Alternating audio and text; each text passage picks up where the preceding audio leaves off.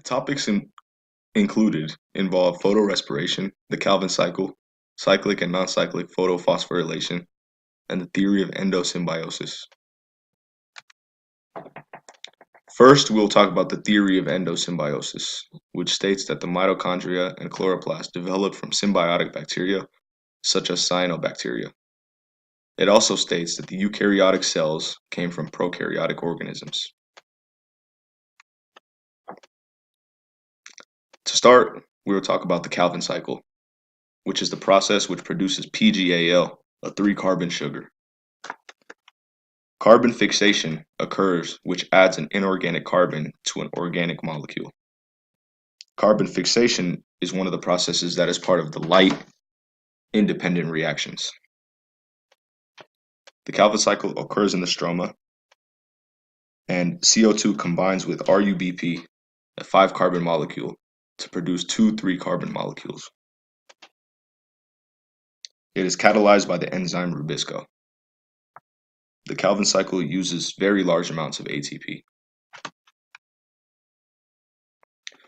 Next, we have cyclic photophosphorylation, which is a process that only replenishes ATP and no NADPH is formed. It is a modification of non-cyclic photophosphorylation. It occurs when the Calvin cycle, which uses an enormous amount of energy, uses up all available ATP. So the ATP used up has to be replenished. Electrons travel from Photosystem II to Photosystem I and back to Photosystem II in a cyclic fashion.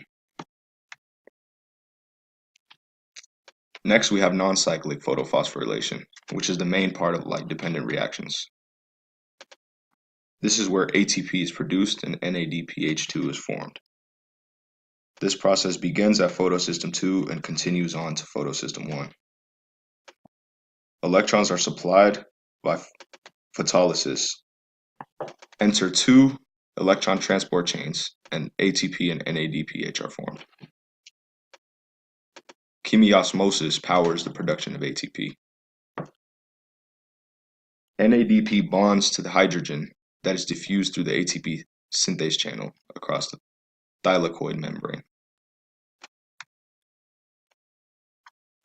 Lastly, we have photorespiration, which is the dead-end process that reroutes the Calvin cycle from producing sugar. During photorespiration, no ATP or sugar is produced.